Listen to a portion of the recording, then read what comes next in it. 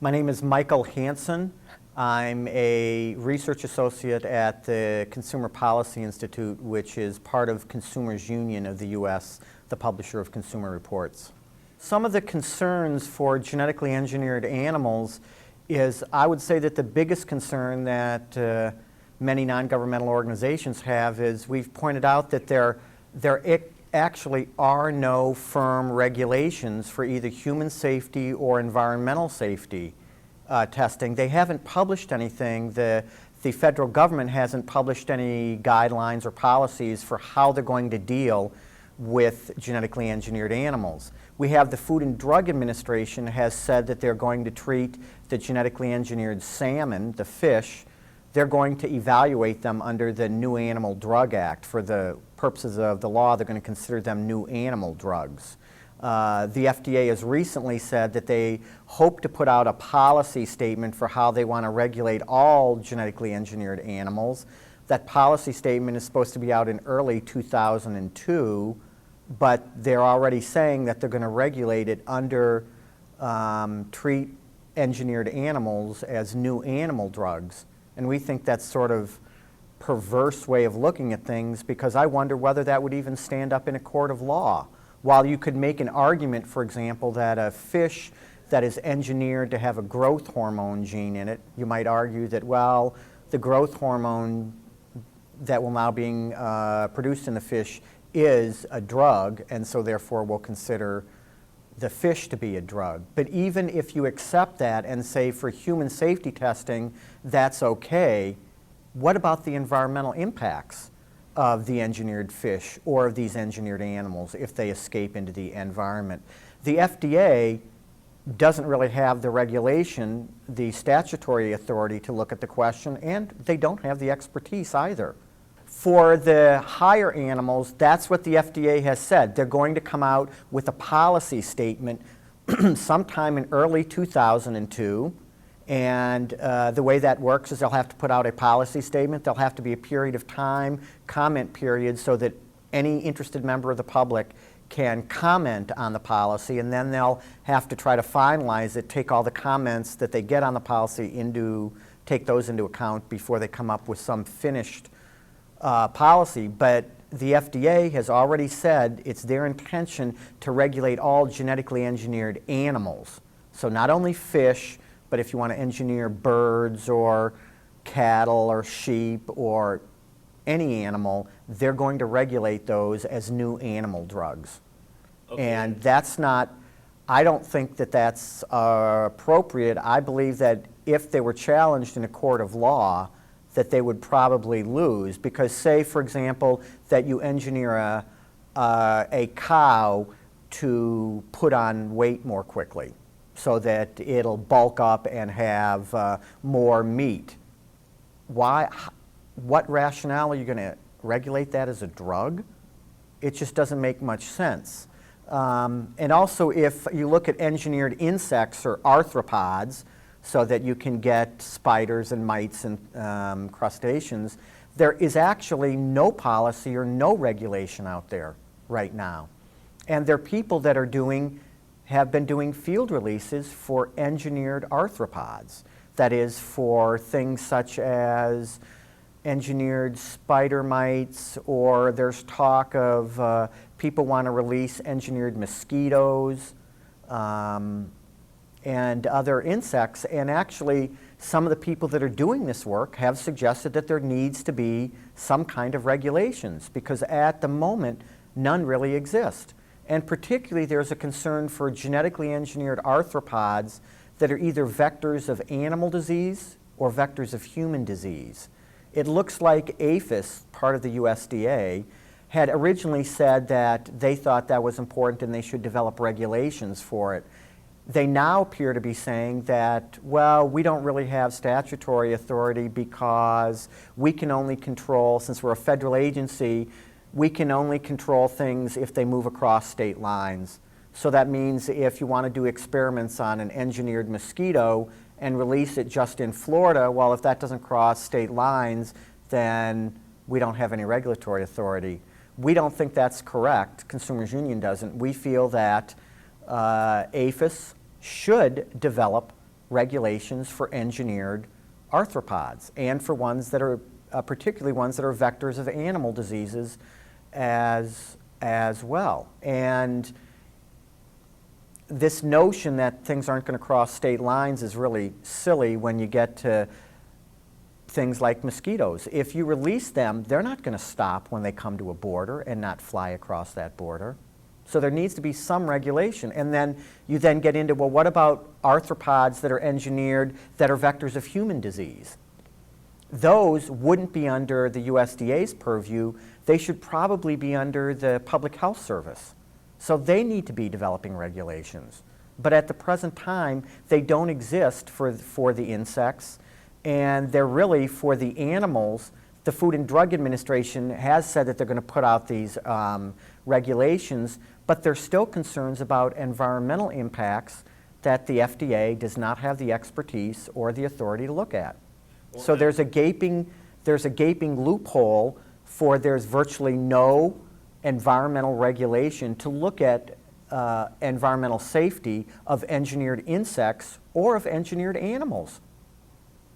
Okay. Now, what about the notion that the FDA especially has this revolving door with big, like Monsanto and big corporations? The executives of Monsanto then turn over and start working for the FDA, and then the or FDA, vice versa. And what kind of effects that might have on at least the public's perception? Well, I think there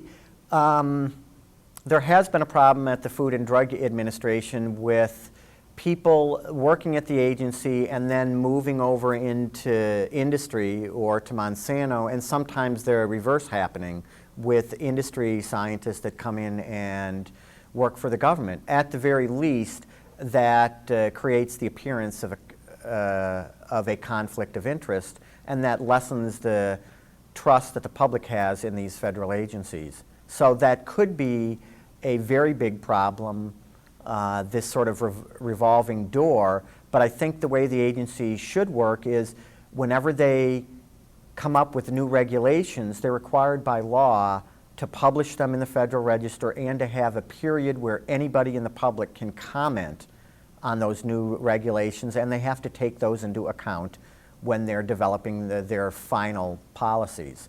We don't think they do it very well, but it's the best system that's out there right now. Okay. Now, why do you think there's such a difference in the perception and the laws of genetic engineered food between America and, say, Europe or Japan? Well, I think the main difference is in Europe you have regulations, the Novel Foods Act, that recognize that engineered foods are different and that they need to go through a special approval process, and that both environmental safety and human safety has to be looked at.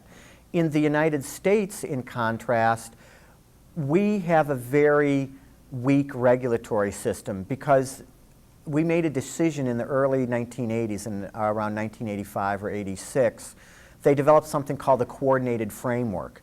And the idea there is, well, we don't need new laws to regulate the products of biotechnology. We can regulate those products with existing laws, and then what that has led to is the agencies coming up with all sorts of creative ways to at least give the appearance of doing some kind of oversight. So, for example, the USDA, APHIS, they're the ones that regulate field release, and the authority they do that under is called the Pest Act. The rationale being is that, well, they want to evaluate whether these engineered organisms might be at a risk for becoming a plant pest, such as a weed, right? For engineered plants, that's what the hook is, and the agency is saying, well, since you're using bits and pieces of either the cauliflower mosaic virus, which is a plant pest, or you're using bits and pieces from a bacterium called Agrobacterium tumefaciens, which causes crown gall disease, that is another plant pest. That's how they're regulating looking at field releases. So theoretically, if you came up with an engineered organism and you didn't use bits and pieces from plant pests, they would be completely exempt from regulation. Or we look at the fact that the FDA wants to regulate fish now as new animal drugs. Or we can look at the Environmental Protection Agency saying that they're going to evaluate the release of genetically engineered microorganisms into the environment. The way those get looked at is, for the purposes of the law, they're considering them as new chemicals, and so they're regulated under TSCA, the Toxic Substance Control Act. So what we're seeing is, with all these engineered organisms, rather than realize that they raise new and unique concerns, because, for example, if you release a genetically engineered microorganism into the environment, if you're evaluating that, treating it just like a new chemical, there's a fundamental difference. If you put a new chemical into the environment and it turns out to be hazardous, or there's a chemical accident or a spill, there's a certain contained amount of the chemical that goes out there. With living organisms, if something goes wrong, they can reproduce and spread, so that they raise different questions and they need to be evaluated in a different way. You don't evaluate an engineered microorganism to be released into the environment under a law that's designed to look at new chemicals, because chemicals can't grow and reproduce. So there's a lot of ecological concerns that raises, that ability of a living thing to grow and reproduce, so that you would want to have appropriate regulations. And that's why a lot of the critics have maintained that we really need regulations in this country to deal with genetically engineered organisms. Part of the problem with trying to predict in the future what's going to happen with larger and larger scale releases of engineered organisms, unless the appropriate scientific studies are done, it's hard to say what's going to happen. You can come up with all sorts of theoretical scenarios of very bad things that could happen. We could, for example, with plants that are engineered to be resistant to pesticides, plants that are engineered to be resistant to Bt, for example. If the cotton bollworm becomes resistant to Bt, since it not only feeds on cotton, but it feeds on a lot of other plants as well, that means we won't be able to use Bt anymore. Bacillus thuringiensis is considered a fairly safe spray. Organic farmers can use it. If all of a sudden insects become resistant and you can't use that, well, that means people will be spraying other chemicals, and they'll probably be spraying ones that are nastier and more harmful both to the environment and to human health. So you could have an increase in pesticide residues on food. You could have all sorts of effect. It, in a certain sense, depends on the organisms that you're putting out there. And we always have to realize there can be completely unexpected effects that people just don't realize beforehand. That's why you need to carefully evaluate things before they're released, because you don't want to find out that you have some kind of huge problem, that you've created some kind of horrible insect or weed or something, and then try to recall it. Because the one thing about living things is once you release them, it's hard to recall them. Well, now, hasn't that, like that Percy Schmeiser kind of canola in Canada, that just Monsanto genetic engineered canola is just like spread over the whole state? Well, actually, if you want to look, I think one of the big negative impacts, potential negative impacts of genetically engineered plants and animals, but we can talk about plants since they're out there, is, well, it's actually a problem right now and it could grow even more so, is the United States, which has a very lax regulatory environment, is allowing more and more of these crops onto the market without adequate human safety or environmental safety testing. And other countries are saying, well, we haven't evaluated these things, so we're not going to, since they haven't been approved in our countries, if you won't segregate them, we won't buy from you anymore. So for example, if you look in Europe, there's only one variety or maybe two varieties of engineered corn that have been approved. In the US, we have at least a half a dozen varieties that have been approved of genetically engineered corn. Well, a number of those have not been approved in Europe, and since we do not segregate those corn varieties, it functionally means that Europe doesn't buy any corn from us anymore. So we had a $300 million a year market in corn in Europe. That's disappeared. With the Roundup Ready soybeans, in Europe, even though they're legal, the market doesn't really want that. Consumers seem to prefer genetically engineered free produce. So all over Europe, you have all these major supermarket chains all saying that they're going GE free or GMO free. That's So- what the market wants. So are you seeing that that's also happening, or do you think that's going to happen with transgenic animals? When fish are on the market, or sheep are on the market? Oh, absolutely. If we release genetically engineered salmon on the market in the U.S. and we don't require them to be labeled, there'll be people fighting to say they should be labeled, but any of those fish, if you tried to send them to Europe or Japan or many other countries where they've not been approved, they won't import them. You will not be able to sell them into these global markets. And so what I find ironic is the U.S. is pushing ahead trying to release more and more of these crops when the marketplace in all these other countries is saying we don't particularly want them because that's not what the market wants. That's not what the consumers want. Okay. So it's even happening in Africa. Africa now, South Africa is growing genetically engineered corn. Namibia, a state right next to Africa, exports a lot of beef, grows a lot of beef, and they export it to the European Union and to the United Kingdom. Well, the market in the United Kingdom and Europe is increasingly for meat, not only for foods that don't contain any genetically engineered ingredients, but people are now saying they would like to eat meat that has been, the animals have been fed on grain that has not been genetically engineered. I think that one of the major supermarket chains in the United Kingdom, Marks and Spencer, has said that they're going to be doing that. And so what Namibia has said is since the Europeans, the market that they sell into, they want beef that has come from animals that have not ever eaten any genetically engineered grain products. And so you're finding South Africa now can't export its grain to Namibia to be fed to cattle there. And the reason is, it's not necessarily because there's an identified health reason, it's the market in Europe is saying we would like meat that comes from animals that have not been engineered.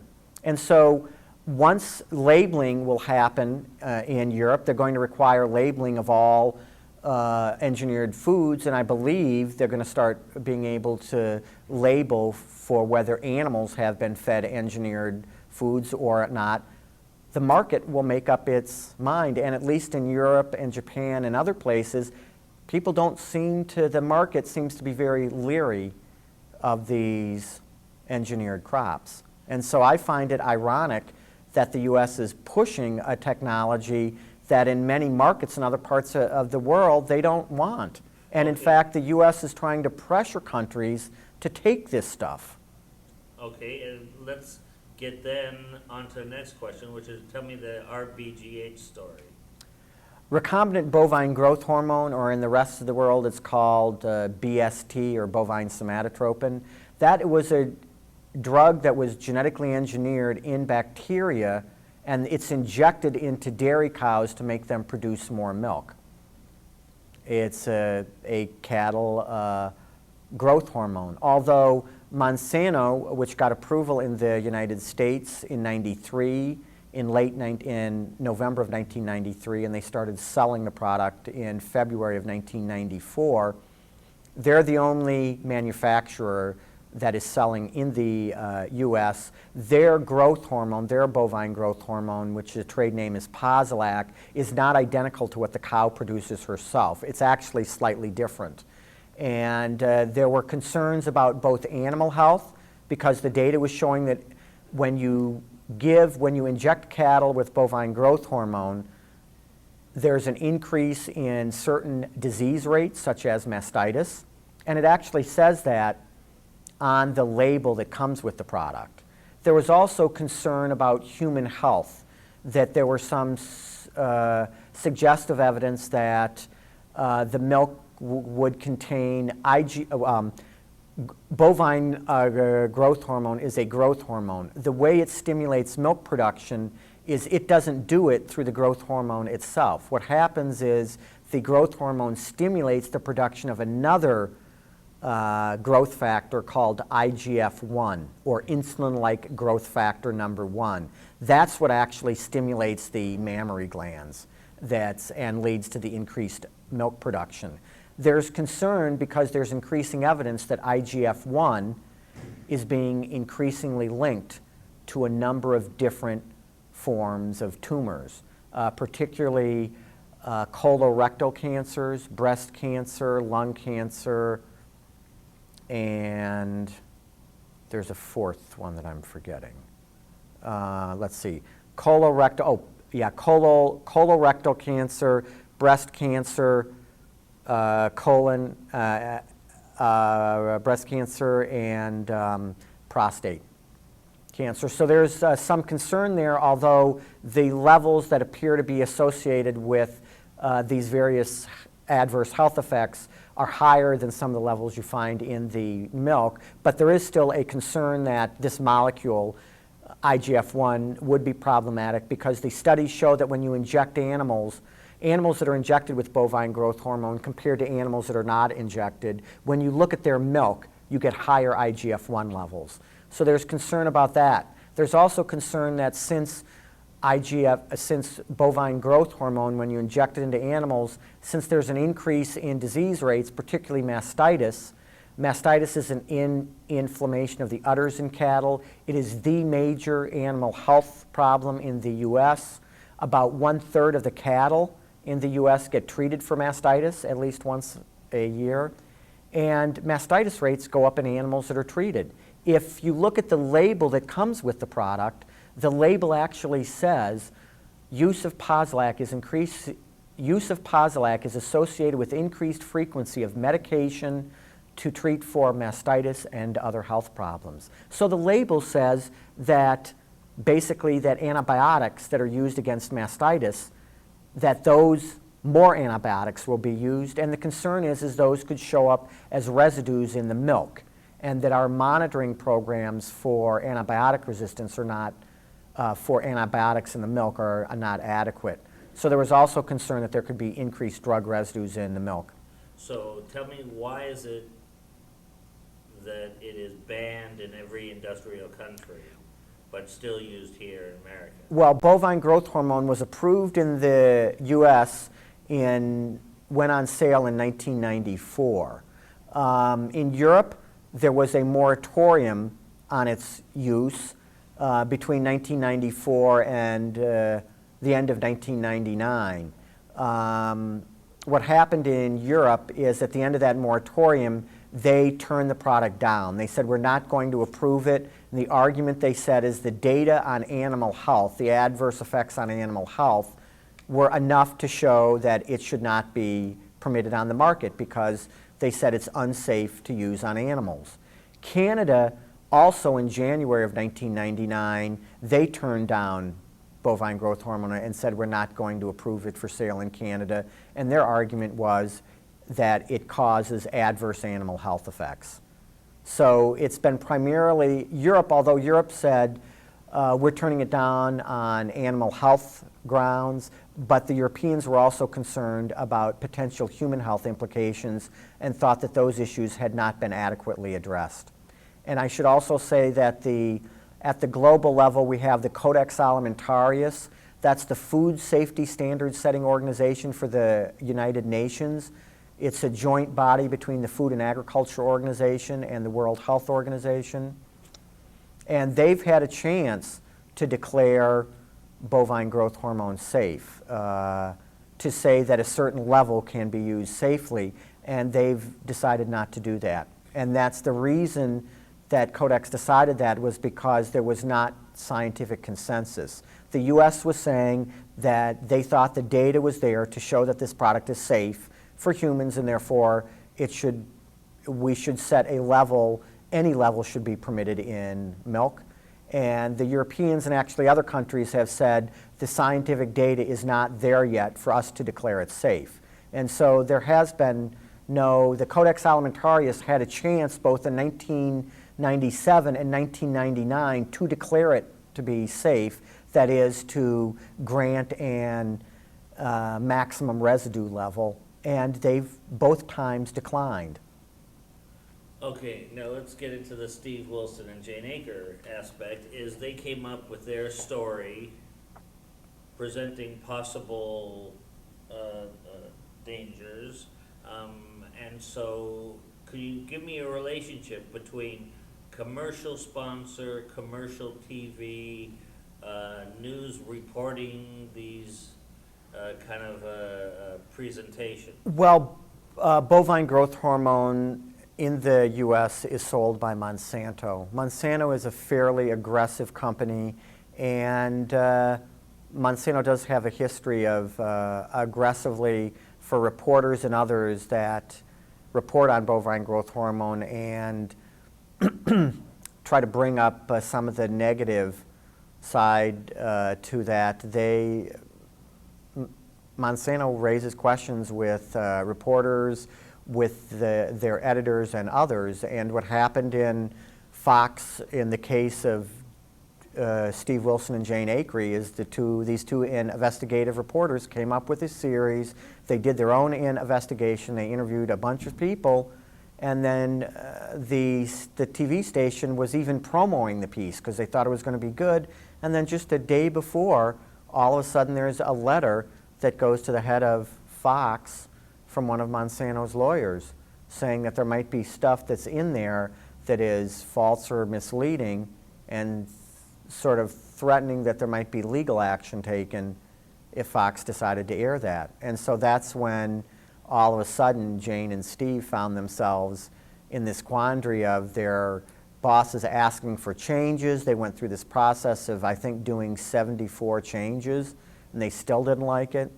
So there was finally, they had to leave, and it appears that there was a lot of pressure brought to bear by Monsanto on Fox. Fox, of course, denies that, but at the court, when they went to court, the court did find in Jane's favor. All right, but I didn't think it was a strictly Monsanto and legal action. I thought it was the milk industry and the pulling their $5 million a year, whatever, of their advertising. So I think that was a... Oh, there's also, well, there has been, even though Monsanto is the major producer, there have been all sorts of organizations that they work with, the Animal Health Institute and National Milk Producers. So there's often all sorts of pressure that's brought to bear on any state that tries to do action. When states, for example, try to put in laws saying that they're going to require the milk to be labeled, even when small states try to do it, you'll always see an army of lawyers show up and lobbyists to try to stop that from happening. For genetically engineered animals, the Food and Drug Administration has clearly said that none of those animals should go onto the market until there's been an investigation of both the food safety and environmental safety. So the government agrees that before these animals can be released, that there has to be human safety testing and also environmental safety testing. But since the regulations don't exist, the first step is they have to publicly say how they're going to regulate. What exactly are the safety studies? What kind of data are they going to require for both human health and environmental health? And when they tell us, when they release publicly what those guidelines are, we will comment on them. But until there's specifics, we can't really say. But I can say that we hope, and the FDA has intimated that they don't plan to allow the release of any engineered animal until such time as these regulations are out there, because there's particular concern about the salmon. There's concern that the agency, the Food and Drug Administration, might approve the engineered salmon as safe for humans to eat and allow it to go onto the market even though they don't have any public regulations yet or tell us how they assess the safety. Because the other problem with regulating animals, genetically engineered animals, as new animal drugs, is if you look at the new animal drug provision, all the data are confidential until the agency makes a decision. Okay? So we don't know exactly what the data is showing because it's all confidential. Whereas in the other parts of other agencies or in other parts of the FDA or with the Environmental Protection Agency, the whole process has to be open to the public. That is, the preliminary data becomes available, the public gets a chance to comment on it, and there's this back and forth. With drugs, that doesn't happen. That's all under secrecy. So there's a big problem there that's saying that they want to regulate these things as new animal drugs. There's no chance for public input and any kind of public oversight. So that means that that system is not very transparent, is not open, and so it's not being done with hardly any public participation, and that does not engender trust in the agencies at all. There is a very big problem with allowing industry money, the industry to do studies that are then used to get approval for these products. There isn't a simple answer because that's what's required when, for example, if you want to get a new drug on the market or a new pesticide on the market, the company has to generate all that data and submit it to the agencies. And then the agencies look at the data and see how well the studies are done and either accept or reject the studies to make their decision. On one hand, I don't think the public, that the public should be paying for, if a company wants to bring a new product out on the market, whether it's a drug or a pesticide or a genetically engineered animal, I don't think it's up to the public to be able, the public shouldn't have to pay for the safety testing. I think all the safety testing, that it is the responsibility of the industry to pay for all that. The problem comes with industry-funded studies can often influence the outcome of the study. So what's needed is the industry should be putting money into a pot someplace, which then any researcher who wants to look at the question can then get money from there so that there's an independence.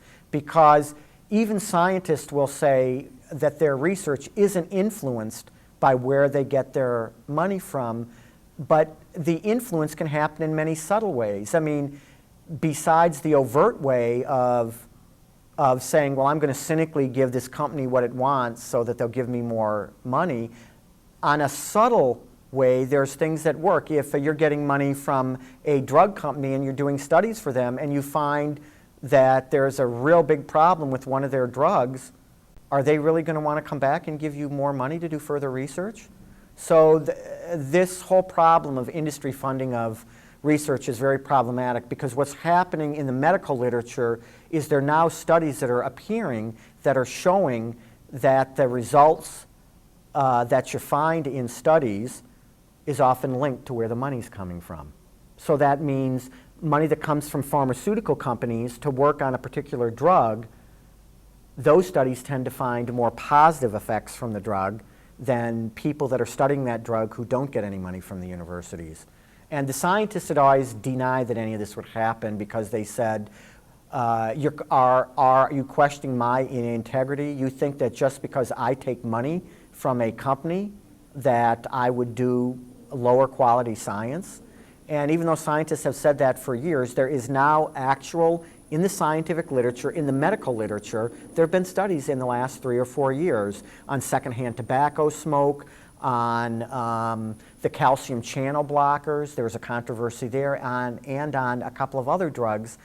And the studies all clearly point out that source of funding has an impact on the results. So I think we have to figure out some way for there to be public investigation on all these safety issues. The money has to come from the industries, but it shouldn't come directly to the researchers from the industry, because then there is that problem of at least an appearance of a conflict of interest. That money has to go in to some kind of central source so that any scientist who wants to do appropriate studies can do it. Besides genetically engineered animals, there is increasing concern for what about clones? What about cloned animals? The meat and milk from clones. Should that go on the market or not? Because in a technical sense, a clone isn't a genetically engineered animal. And there's the Food and Drug Administration is saying with clones, they think that there should be some kind of safety or environmental testing. But there was an article in the international version of the Wall Street Journal on Friday, what was last Friday? November 23rd, on Friday, November 23rd, 2001, where there were some companies that were saying that they were already starting to distribute some cloned animals to other companies. And there don't appear to be any regulations on the books now that would prevent cloned animals or the milk or the meat from those animals from entering the marketplace. So you think that it's a matter of biotechnology is advancing faster than societies and governmental regulations? Well, very clearly, genetic engineering or biotechnology is moving at a faster clip than the regulations, because we are still lacking in regulations, appropriate regulations in this country. And I guess I would like to finally say that it turns out in late 2000, the Department of Interior actually looked at this issue, and they came up with findings where they felt that the environmental impacts of engineered organisms on all of them are completely not being looked at. They think that the legal requirements that the USDA uses, the Pest Act, is not appropriate. They also do not think you can look at environmental impacts of animals by treating them as drugs. And they were proposing that there needs to be national legislation that is explicitly for how you go about doing environmental safety assessments for engineered organisms. Now, that never made it anywhere because President Bush came into power, but here we had actually one part of the government that was trying to develop very good regulations, and we think they should come out. I think there are two issues. On genetically engineered plants, some of what we're seeing now for the future that is even more problematic, given the Starlink fiasco, is the idea of there have been a number of field tests of producing drugs or industrial chemicals in plants and in corn plants. And if you're producing these chemicals in the plants, and many of them we don't know what they are, because again, that's confidential business information, but we do know, for example, between 1990 and 1999, there were 50 field tests of plants that were engineered to produce pharmaceutical products. Now, depending on what those drugs are, if those would accidentally, since with the Starlink corn, that was corn that farmers were supposed to sign contracts, and it was never supposed to get into the human food supply, and we now find out that the human food supply, corn, is contaminated in all these products with Starlink. And if we couldn't keep Starlink out of the food supply, what about a corn plant that's engineered to produce some human drug?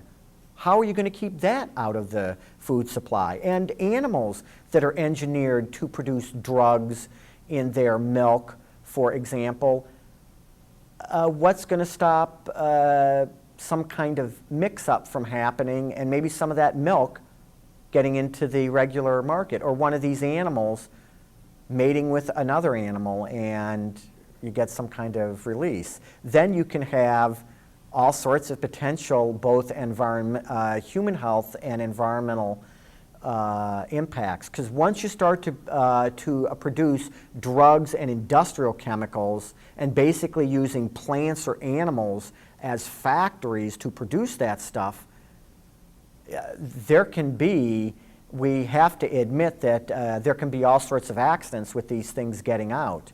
And what would be the implications? For example, say someone decided to produce estrogen, have it be secreted in the milk of an animal, or human growth hormone. What's going to happen if somebody starts drinking that milk accidentally that has that drug in it? That would not be a good thing.